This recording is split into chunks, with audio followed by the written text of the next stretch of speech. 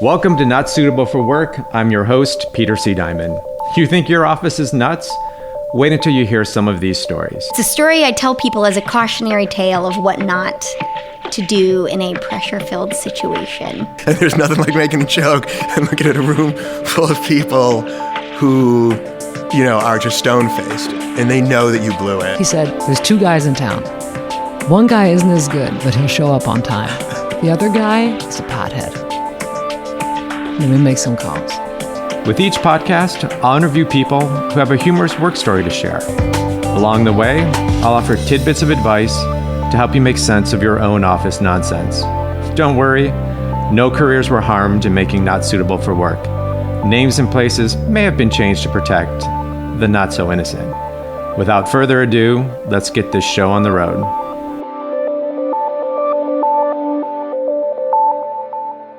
In my little pea brain, when I think of an office, I envision the places I've worked. A doctor's office, a sprawling suburban office park, or a downtown high-rise.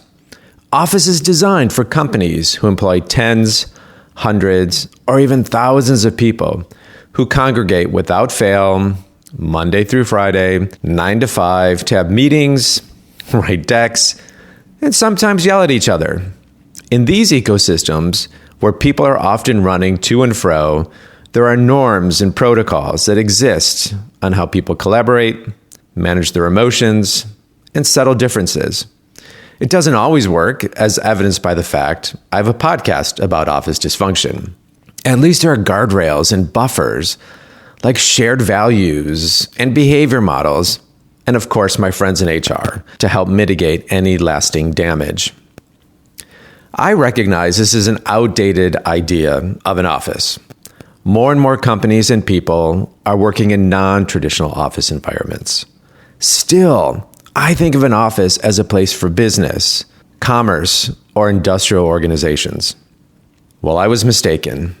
Today's guest shines a new light on working and collaborating in a non-traditional office. My good friend Susan Werner is a singer, songwriter, and performer.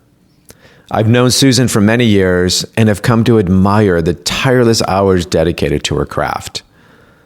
What I didn't have an appreciation for is that Susan goes to an office every day to write, practice, and produce her music. Hers is a one-person office, but it's her place of employment.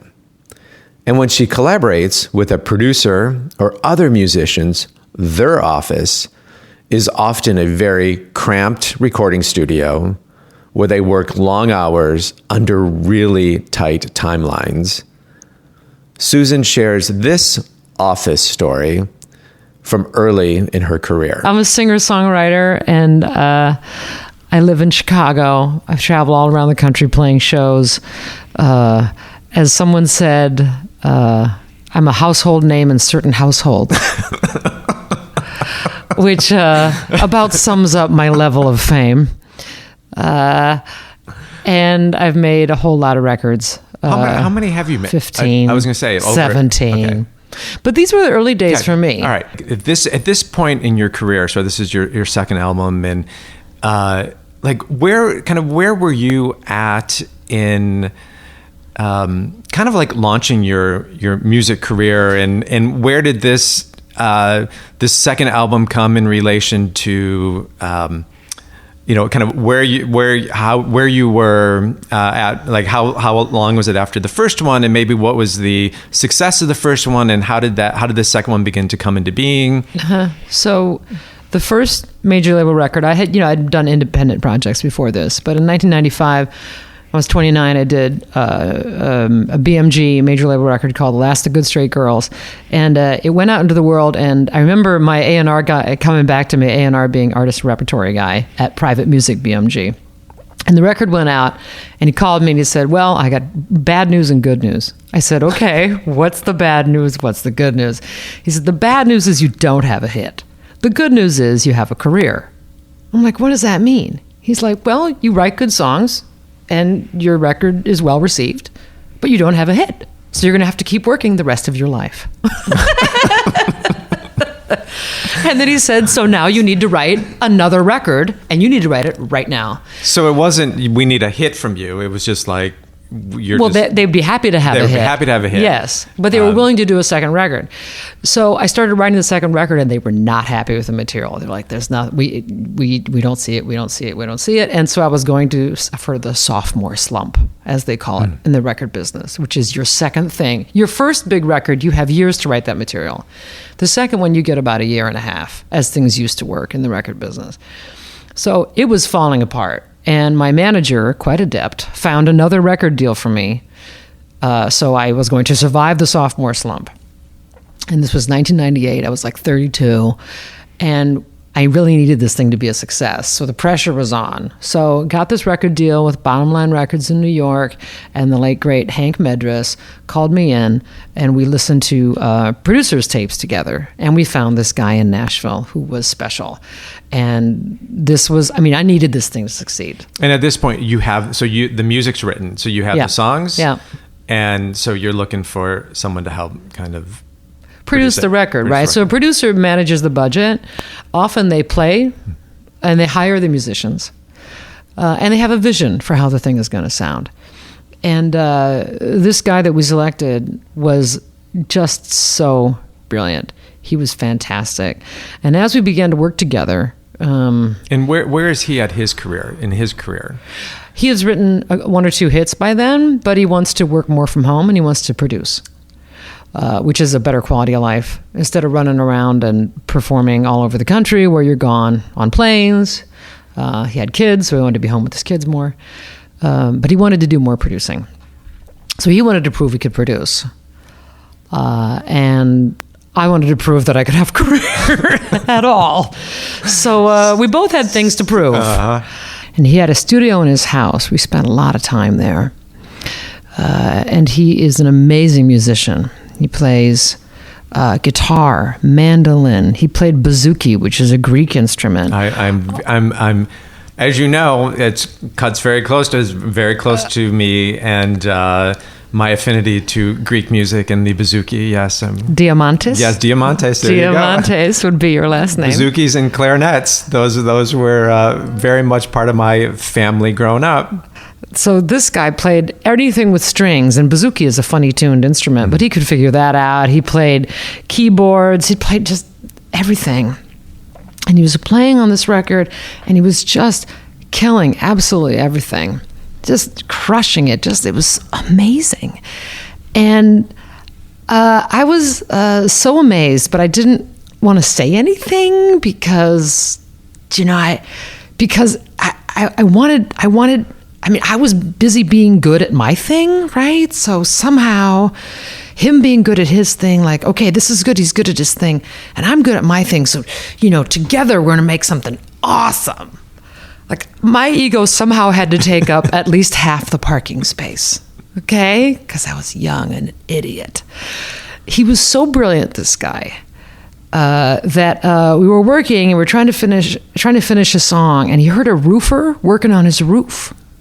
And this was a house in the countryside outside Nashville. He heard a roofer working on the roof and whistling. And he said, that's it. That's how we need to end this song, because it's a song called Time Between Trains. And what do you do while you're waiting for something? You might start whistling.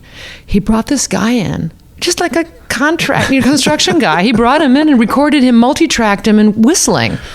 Genius. Then we were finishing a song, and he said, you know what this song needs on it?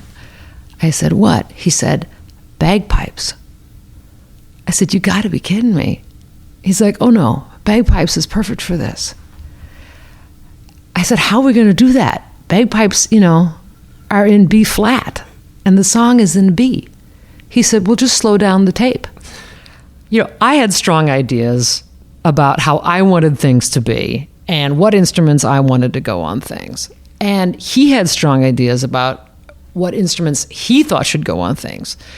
And so there were moments of friction about what is this supposed to be here? There was some friction about how the songs are supposed to the structure of the songs. And that's when I was like, no, it doesn't happen that way. The structure of the song will not go that way. and what is the solo and what is that made of? And there were some arguments, and there was some friction, and I would go back to my hotel and I'd be like, what the hell have I done coming down to work with this guy? I'm alone at some cheesy hotel outside Nashville going, what the have I done? And then, but he also really did show flashes of total brilliance. So there's like this. So did you have like an internal conflict and tension? It sounds like between I'm kind of butting up against this guy. Like we're definitely butting heads. We're butting heads. Yeah. But I can see his brilliance and yes, because he was an extraordinary musician. Is an extraordinary musician. He played mandolin, bouzouki. He played guitar, acoustic guitar, electric guitar. He was just killing it. Everything he was doing, he was playing piano, was amazing, totally amazing.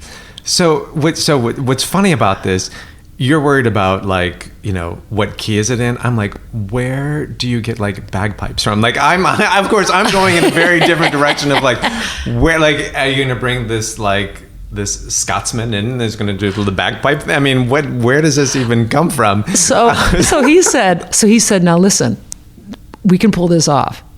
He said, there's two guys in town. One guy isn't as good, but he'll show up on time. The other guy is a pothead.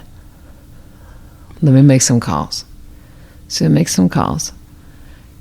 He comes back in the room. He says, okay, we got the pothead. He says, now listen to me. I want you to let me do all the talking when he's here. Don't say anything. Okay? I'm going to go get a bale of pot, and this guy's going to get wrecked. And he's going to get it in the first or the second take. Just don't say anything. So sure enough, guy gets baked. And he just kills it. He nails it. He absolutely nails it. So Daryl not only, and again, I'll reveal his whole name at the end of the thing, he not only knows how to make music himself because he's a total musical genius, and people throw these words around. This guy really is musical genius. He also knows how to manage human beings, manage other guys especially. He knows how to manage guys. So we're finishing up the record, and we're at his house, and we're doing a little last something with an introduction. And I'm like, that just seems like a lot of activity in the beginning of this song. I just want a little more sparse. And he said, that's it. Come on outside. Let's go outside. Come on, right now. And I'm like, what are you... He's like, let's go outside. Come on, right now. So we went outside, and I'll never forget this. It was a summer night in Nashville and Tennessee, and the stars were out, and we're standing underneath a yard light in his yard, and we are screaming at each other at the top of our lungs. And I'm like, you are really talented, but you are an absolutely narcissistic, completely egomaniacal asshole. And he says something back to me that's basically the same thing. And this goes on for like an hour. We're just screaming at each other. And finally, I got in the car and I drove off. The next day, I called him. I didn't say I'm sorry. He just said, I think you should come over here and hear this. And of course, he had totally nailed it. Totally nailed it. I am such an idiot. I'm such an idiot. I'm an idiot. I could not manage him being excellent at this friggin' thing. He was so excellent at it. And because I felt like I had to have all of the excellence myself, like I had to somehow corner I don't know what this was about. But I think something happens when we encounter someone who we see is a reflection of ourselves, that it really, really, it got to me anyway, and I could hardly even stand it. But the results of this record are awesome. This thing sounds awesome. And maybe part of what I want to share with you is that it might be good to work with somebody with whom you disagree strongly. We think we have to work with people we like. Actually, this guy drove me crazy. But it was amazing what was coming out. And in the records that I've made, all of them, where somebody said yes a lot, the record isn't quite as good. I want to parse this out a little bit, because I think this gets to in the arguing, there was always a level of respect. Was that true? Like for Well, evidently not on one summer night in Tennessee. Well, that is not the case. And just, I think also just knowing you for as long as I've known you, I can't, I guess I can't imagine you screaming at somebody. But friggin' lost it. I'm trying to think about this from a broader context of somebody else who is is it the passion that you both brought to this? Was that? I think that was part of it. That was certainly part of it. He was really, at this moment, he was just becoming an amazing producer. Just amazing. And I think because he was really coming into his own, and we both had a lot of energy at that moment in our careers, that we did make something really good because we both were just 110% at that particular moment. Yeah. And look, if I didn't think he was doing a good job, I would have fired him. I would have found a way to not make this record with him. But clearly, it was working. And he wanted to work it with you because he could have easily kind of quote unquote fired you as well. Yeah, that's right. Well, he must have thought about it. So it's interesting, but you were both early in your career, right? So you're both trying to. I guess the other thing is, did you know of any other way to even cope with that situation? Like today, if that were to happen, where you are now in your career, would you respond the same way? No, because who said in The Art of War, right? Isn't Sun Tzu, isn't that the book? The Art of War. That's right, yes. So the saying is never interrupt your opponent when he is making a mistake. So this story now makes me think of never interrupt your ally when they're making something brilliant. Oh, wow. They got it going on. Just shut up. Just let them do it. Yeah, and I think how often does that happen? I think our ego gets in the way. And ownership. Right? We feel like we got to have ownership. It's like, no, let it be collaborative. Let the pie be higher and bigger and better for everybody. Yeah, I think especially in creative businesses and you in kind of the music business, the years that I spent in advertising, how often I saw kind of like egos and positionings get in the way of really great work and great ideas. We want our fingerprints on it. But if you can give it up, you might get something way huger than you by yourself can get. Yeah, I mean, what is the old saying, 1 + 1 = 3? Yeah. I mean, how often would you even be able to do something on your own with 100% control and it be as good? I'm not, I'm not like, but I even think about myself. There's very little that I could probably do on my own that would be outstanding. It's always better when I feel like I'm working with other people who are equally as talented and bright and excited and passionate about the project. I mean, it can only get better. As long as you can hear no. Okay. From somebody. So when does that now for you, how do you manage that now? Like, how do you manage the hearing the no? Do you have a trick that you That's a good question. That's a good question for everyone. Right? How do you handle bad news?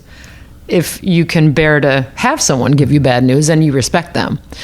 I think at this point, I go off and mope after I hear the bad news. I go off and mope. I don't say anything out loud, but I just go, that person has no idea, right? Inside the toddler is throwing a tantrum. Like, how dare they don't know any. Of course, they don't know anything. In your head, that's the first, they don't know anything. I have to do this. I've been working on this for so long. I put in so much effort, and I'm the one who's putting emotional and creative risk on the line and putting in effort. And they don't, again, minimize them. They're just stepping in at the last minute and now throwing in their 2 cents. Exactly. Minimize them. And they go storm off just in your little head. And then you kind of over time, you start to quiet down a little. And then you finally give in. Like at least 25%, you're like, they're probably right. I remember many occasions working in advertising, and so I was on the account side, and I'd be working with a creative, and maybe I would have an idea which occasionally I thought were pretty good, there was always no, get out of here. Just get out of here. And so I'd walk away. And then, a couple days later, all of a sudden we'd be looking at work and I'd be thinking, and then also I'd be like, oh, but we've got some new ideas. And I'm like, some of this looks a little familiar to me. Oh no. Which is fine. But I think it's the same, but I think I think there is I also knew that was okay. I would, you kind of put some things out there and then you let other people take it and work with it. And it's interesting, even now today, I've become even more, I like to think of myself as really kind of open source. Because I think at this stage in my life, in my career, I'm like, I will, here's what I'm thinking. If you have ideas, if you have thoughts, I will take it all in and then I'll kind of decide what seems to work. But I no longer feel that it has to be me and mine and that thing that I can say, I did this. Maybe this is one of the blessings of age. I mean, having a few decades at something. But when we are in our 20s, we really, of course, it's mine because I have to prove that I can do this so that I'm not whatever I felt I was or whatever I suspect I am. I have to make up for that. But yeah, letting it, like you said, open source. Open source, yeah, right. Open source. And I remember having, arguments and being very passionate and feeling like I had to add the value and I had to kind of prove to others that I belong, I have a seat at the table, or for you that I should be kind of out here performing and being alongside other people who you probably thought were who you viewed as being incredible talents in the music business, and I think we do have a little bit of that energy around our ego that we're trying to always manage. Well, and that there is some energy to ego. I mean, it is a certain kind of rocket fuel, right? Yeah. It gets the rocket through the first stage of launch, maybe the second, but then hopefully there's a time when you don't need it in the same way. You can coast without it, can run on other fuel, right? But boy, when we're all young and scrappy, man, and it was me. These are my ideas somehow. He's amazing, but yeah, it's my song. Right. It's the vehicle for this amazing because you wrote all your own songs, right? So I wrote most of the songs on the record. So you wrote them, and I'm singing them, and you're singing them. Oh yeah, so yeah, it's me. So if I want it to be a little sparse, I want it, it's my vision. It's my vision. Right? Yeah, it's my vision. So did you? This sounds funny now. Well, because I think now is when we can kind of reflect back on those things and realize. I think you're right. There is an element of that rocket fuel that gets us going, but then you realize how much more you can do and how much more you can be when you surround yourself with other people. You open up and you listen and hopefully, and I think you brought up something which I think is the challenge of, you don't want people who are just going to be, oh yeah, that's fine. Yeah, that's fine. That's fine. Like I say now to people, I'm like, I want honest feedback. I worked in advertising for 21 years. You're not gonna hurt my feelings. You can take it. You're not gonna say anything that is going to, make me cry or make me go, throw a temper tantrum somewhere. Like I want to know, because if there's something I can do to make this better, I'm well aware of. I don't know what I don't know. So I always like take it all in. And it sounds like that's also where you have gotten to in your career and probably are getting more success from that. Well, you learn something if you collaborate. If it's just you might repeat earlier patterns, which might have worked then, and they might work a little now, but you didn't bring anything fresh in. If you don't challenge yourself, it's sort of like going to the gym. Okay, are you just going to ride the bike again? Yeah. The same speed? Speaking of which, I need a new workout routine. So thanks because I feel like I'm just kind of doing the same thing. But that's a side note. So what happened with this producer? So did you guys? Well, we didn't. The record came out. We didn't talk to each other. We didn't talk to each other for years. I mean, he just didn't want to talk to me. And then we saw each other at a festival years later, and I said, "Oh my God, it's such a great record." And he sort of looked at me like, "Yeah, you're crazy, lady, but okay, yeah, it was a good record." And and then this guy plays all around the country, and he's playing, I think, a little less these days. He's sort of got a great estate a great farm outside of Nashville. And let me tell you his name. The guy's name is Daryl Scott, and he's an amazing songwriter from Kentucky and amazing producer. And he's written for Travis Tritt. He's written hits for Brad Paisley and the Dixie Chicks. And anyone in country music knows who this guy is. And if you have a chance to see him perform, which he does a little less of these days, you must go. He is astounding, and his guitar playing is so natural and intuitive and powerful and rockin', and his songs are so well crafted, and his voice is astounding. He is probably one of the most talented, least known individuals flying underneath the radar in the United States. But anyone who hears this podcast who has seen him, you're going to hear back, because he is awesome. That's great. And the name of your album CD? Oh, that record was 1998. Was Time Between Trains, and it was on Velvel Records, a great label, Bottom Line Records out of New York. They were tremendous to me. They were wonderful. And the title track is an amazing song. Thank you. It's a favorite. It was written while I was waiting at 30th Street Station in Philadelphia for a train. Yeah, it's great. Any other final words of wisdom for our listeners? It's worth it to seek out somebody that scares you a little if you're going to do a project. That little sense of, I'm going to have to play better tennis. I'm going to have to up my game. That's a good feeling. Comfort is not your friend in a creative endeavor. Discomfort is necessary to really make something exceptional. And I think. Isn't that a theme of another one of your songs by any chance? Discomfort? Something about kicking a beehive? Yeah, always troublemaking. Yeah, a little discomfort. That's definitely I love that. It's a theme, and it's good for someone like me to know you and to kind of remember that, because sometimes it's good to kick the beehive a little bit and see what happens. It's been an enormous pleasure and honor to have you on the podcast, Not Suitable for Work. And hopefully, I don't know, maybe we'll get you back and sing a song or something, maybe. Who knows? Okay. But next time. Next time. Thanks, Susan. Thanks, Pete. Susan's latest album is An American in Havana, which she wrote after 2 captivating trips to Cuba.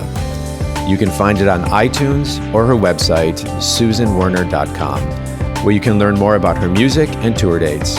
If you get a chance, I highly recommend her thoroughly, and I mean thoroughly, entertaining live performances. If you want more Not Suitable for Work or have a work story to tell, be sure to follow us on Facebook at Not Suitable for Work. You can find our podcast on Apple Podcast, Stitcher, SoundCloud, and Google Play, or wherever you find your podcasts. I'm Peter C. Diamond. You can follow me on Twitter at Peter C. Diamond. Not Suitable for Work is produced by Matt Cunningham at Truthful Enthusiasm. Get your story online with truthfulenthusiasm.com. Until next time.